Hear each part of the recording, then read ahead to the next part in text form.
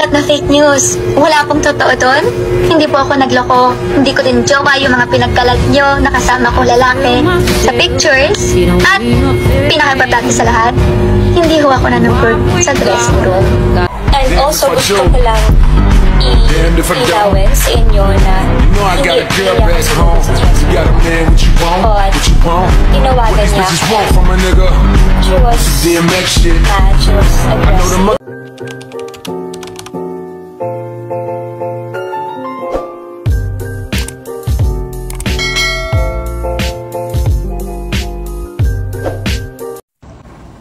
I am now live. Hintay ko lang na may viewers. Hi po sa inyong lahat. Hi sa lahat ng nanonood. Tayin ko lang na makapunta na natin. Oh! Asa 3,000 na. Okay. 6K. Okay. Okay. So, hello po sa inyong lahat. So, nasa 16K viewers na po tayo. Hi CJ! Hi Bea! Hello po! So, hi po sa lahat na nanonood.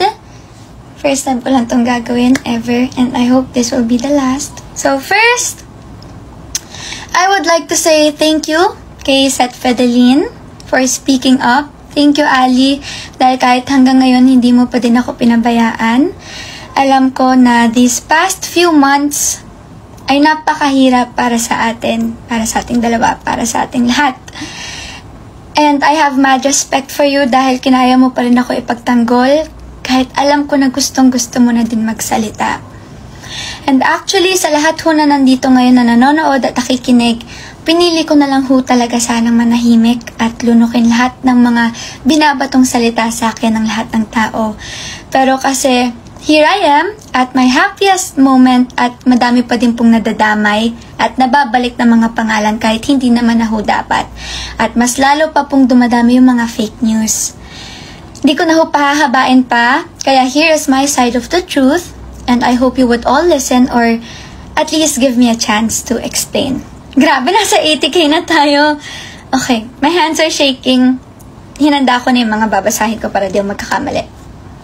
I would like to address each issue one by one, so please bear with me. I'm gonna start off with, we broke up last year.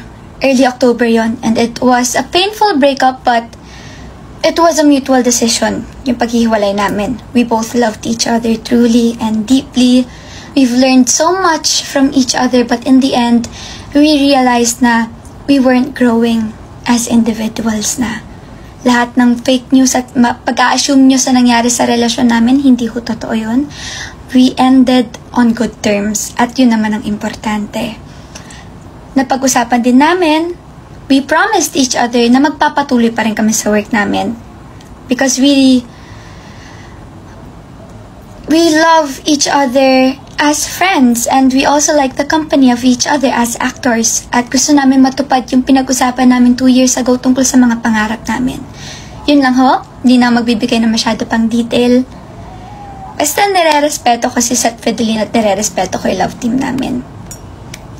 At mahal na mahal ho namin yung fans namin. Second, I admit I made an honest mistake and that was showing my emotions online sa public. Kaya this is why you should always think before doing something at aaminin ko, my mind was too clouded with sorrow that I forgot to think about what will happen next or how this could affect me and people around me. I had no contact with them when I saw the picture. So I made a TikTok which made everything worse. I know na I should have asked first. I should have consulted my managers before posting it. Or sana nanahimik na lang talaga ako. Pero sana man lang guys, once maisip nyo na tao lang din ako. And it was my first heartbreak, so hindi ko talaga alam kung paano siya i-handle. But I couldn't blame you guys kasi never naman kami nag-out sa relationship namin. Kaya kahit masakit na sinasabi ng mga tao na wala akong karapatan kasi never naman naging kami, masakit kasi actually naging kami. Naging kami for 2 years and 3 months. Kaya nga I used that song because the lyrics in that song was the most accurate and most relevant lyrics to what I was feeling at the time. Wala din naman akong sinisisi. I never meant to pull anyone down. Ayoko manira ng tao. Nagulat lang din talaga ako and I was just really hurt. Kasi kaibigan ko pa yung kasama. Pero I had no bad intentions. Hindi ko lang talaga naisip because I was acting based on my emotions at pagkakamali ko yun. I tried to call so many times to have an explanation, makakuha ng sagot, but no one answered. And no meron naman ang sumagot, it was too late. It was too late for me to take it all back. It was too late for me to to delete the video that I posted. Kaya, guys, please take this lesson from me. Learn to reflect, to pause, and to breathe when everything is falling out of place. Para sa akin naman kasi, basta kapag masyado nang puno yung emosyon mo, please, pause ka muna.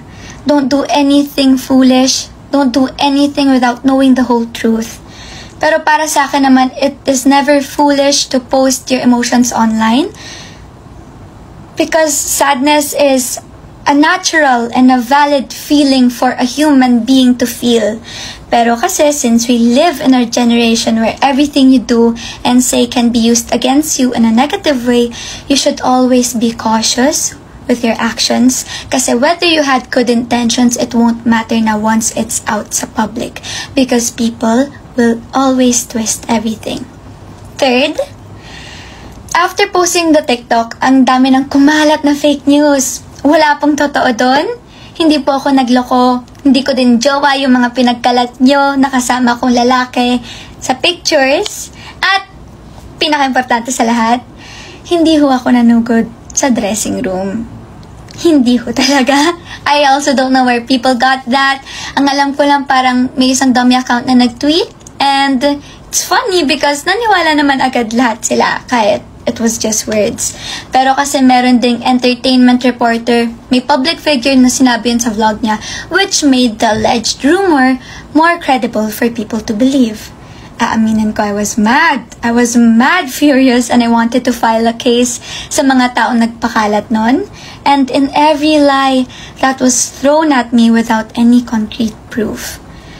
I was mad and broken because everyone was accusing me for something that I didn't do. Guys, let's be real. Kung totoo naman yun, sana kumalat na. Pero walang kumalat na video.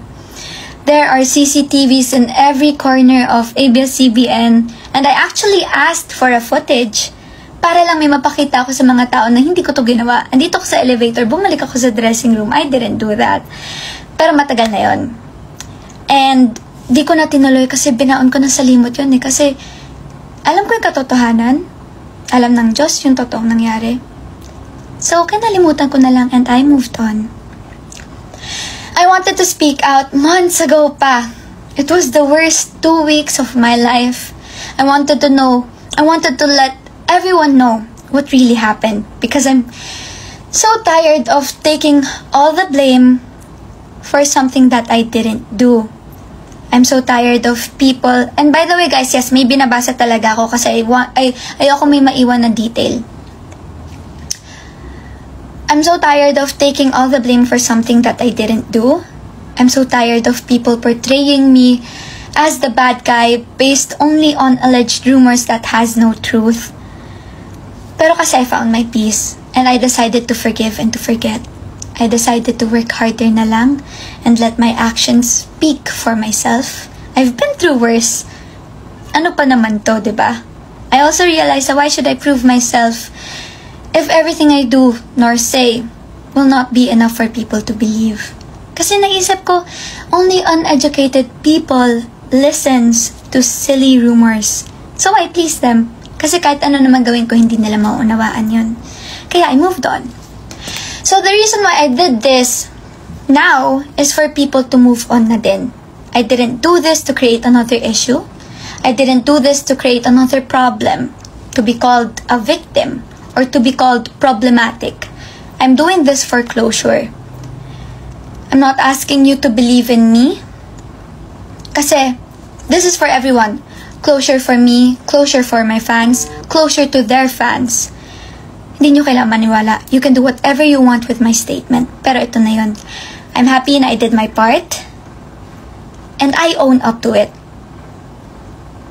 Alam ko naman mas madali paniwalaan ang chismis kaysa sa katotohanan.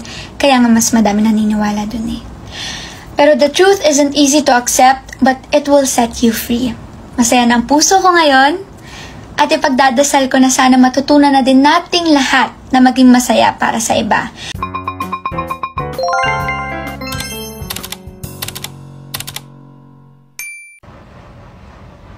Kung meron kayong sasabihin kung ano-ano sa akin, kaya kong tanggapin, kaya kong tiisin. Pero para idamay niyo yung mga nakababata kong kapatid, hindi na tama yun. Hindi kami bitches, okay? I'm so sorry for the word, but hindi kami bitch. Okay? Ano nga ulit yung name nun, guys? Please, pakisabi ng username kasi I really forgot na eh.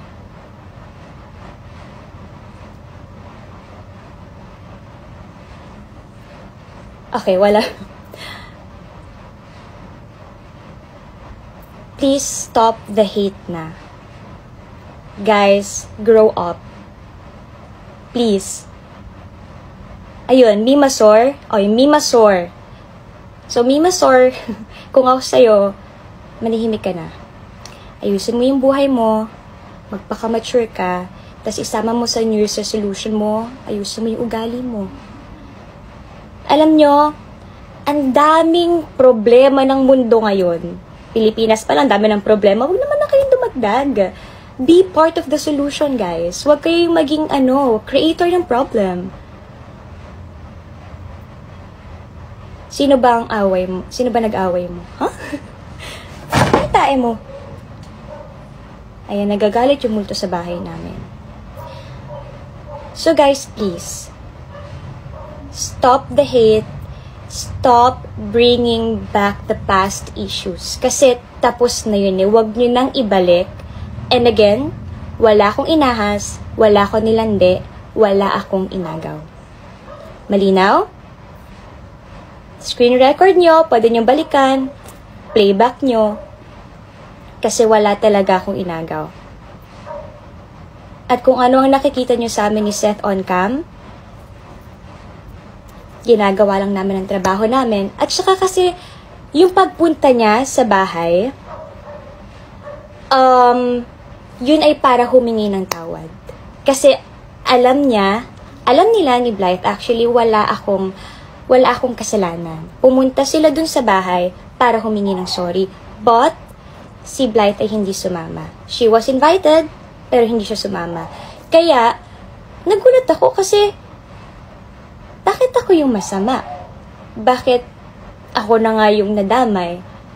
Ako pa yung naging masama sa kwento.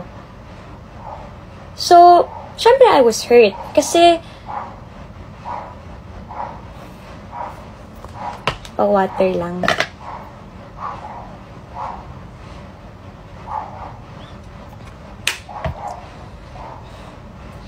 Pumunta si Seth doon para humingi ng tawad. He invited Blythe, pero hindi siya sumama.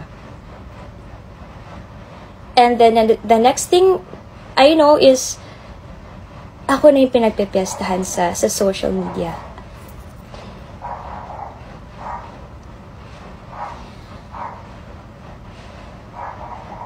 Alam niya, nahihingi ng sorry si Seth. And yet, ganun yung ginawa niya. Wala kayong narinig sa akin at all. Nanahimik ako, not because tama lahat ng sinasabi niyo sa akin, nila. Nanahimik ako kasi akala ko mas magiging maayos kung tatahimik ako at kung wala kayong maririnig sa akin. Ayokong dumagdag pa. Ayokong tumagdag pa sa gulong nangyayari nun. Pero kasi na-realize ko na the more nananahimik ako, parang mas lalo lang lumalala. Mas lalo lang lumalala yung nangyayari.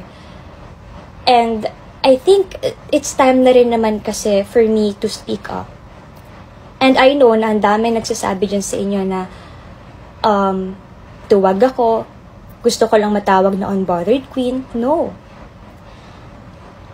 Hindi ako nanahimik because gusto ko matawag ng ganun. Nanahimik ako kasi ayokong tumagdag sa gulo pa na nangyayari noon. Hanggang ngayon, tagal ko nanahimik. Alam niyo yan, hindi ako mapagpatol. At hindi naman ako talaga papatol because lahat ng sinasabi niyo ay hindi totoo. Ngayon, I am speaking up for myself and for my family. Kasi ang tagal namin na nahimik, lalo ako. I respected Blythe.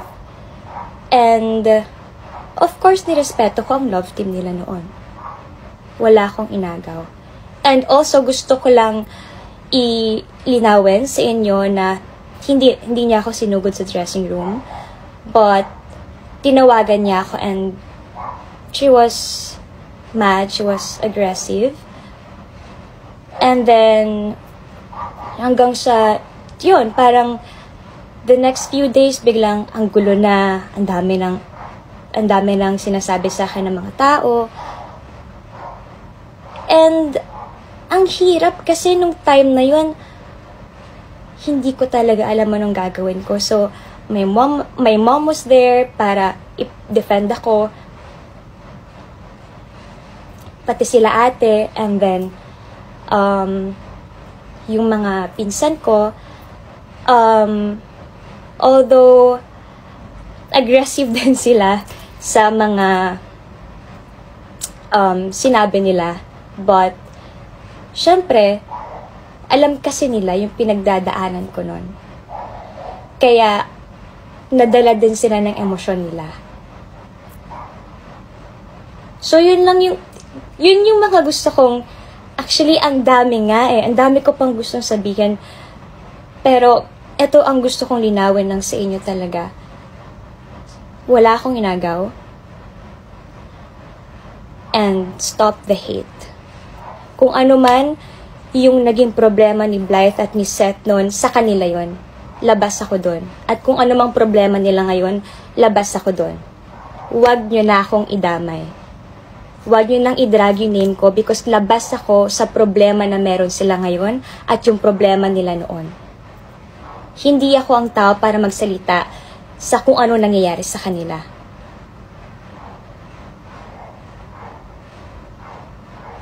Labas ako sa lahat ng problema niya. Sa problema nila. Kaya sana, after this live, stop asking me questions na about this. And I am aware sa lahat ng comments niyo, mapa TikTok, Instagram, sa lahat. Ang dami niyong tinatawag sa akin, ang dami kong pangalan, ahas, ganito, ganyan, may pa 2.0 pa kayo. Okay lang, kaya ko yun. Pero, wag na wag niyong idadamay mga kapatid ko. Not my family.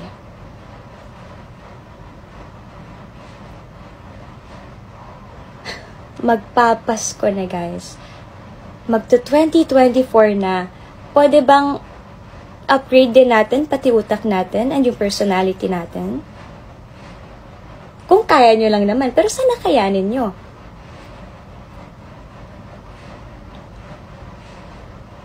And of course,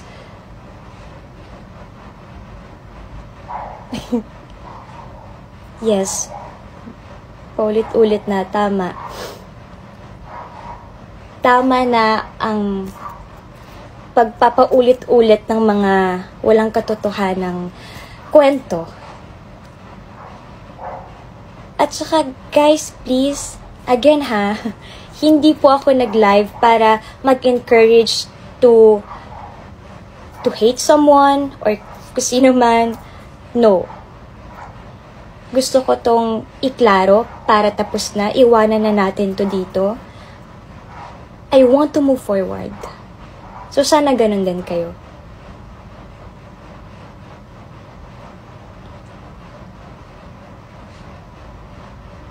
Yes. Move forward, guys. Iwanan na natin to dito at sana naintindihan nyo lahat ng sinabi ko. Sana inintindi nyo.